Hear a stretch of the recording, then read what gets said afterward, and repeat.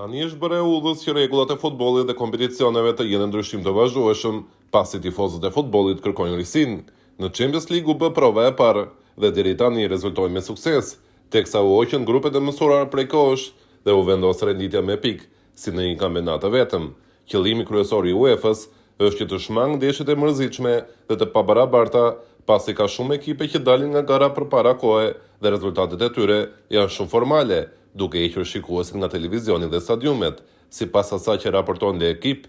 UEFA po diskuton ndryshimin e fazës së grupeve për kualifikuesit evropianë dhe botrorit. Për kombëtarët, presidenti Ceferin është gati që të propozojë 2 variante të reja, që me siguri do të afronin Shqipërinë dhe Kosovën gjithmonë më shumë me kualifikimin e evropian dhe botror. Varianti i parë është përdorimi i formulës së Ligës së Kombeve si një rrugë kualifikuese, ku ekipet do të ndeshen dhe maten sipas forcës së tyre.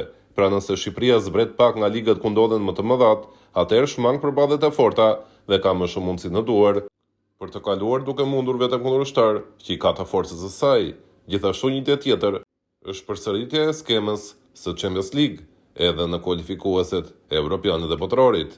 Një ide që ka më shumë mundësi që të zbatohet duke parë suksesin e deri tanishëm të kësaj formule, pra të ketë 54 ekipe që luftojnë për pikë si një kampionat të vetëm, ose të ketë 2 grupe kampionati me 27 ekipe secila. Kjo do të mundsoj heqjen e ekipeve të mëdha për Shqipërinë dhe Kosovën, që deri tani kanë sipër tyre në përgrupe të paktën 2 ekipe që janë të pakalueshme.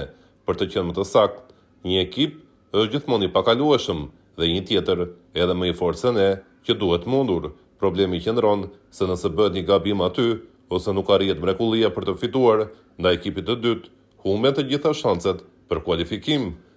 Si në rastin konkret, ku Shqipëria ndodhe në një grup me Anglinë dhe Serbinë, një Angli e pakalueshme, por i gjithë problemi është se kualifikimi ynë vendoset në përballje direkte me Serbinë, ndërsa në një fazë kampionati rruga do të jetë pak më e lehtë, pasi nuk do të luhet 2 herë me të njëjtin ekip.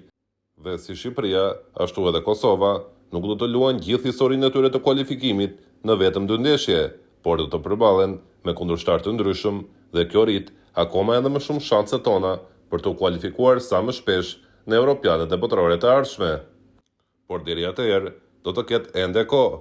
Ajo që është më rëndësi është fakti se si Shqipëria ashtu dhe Kosova janë shumë pranë historisë së tyre, pasi për herë të parë do të kualifikohen në play-offin e botrorit.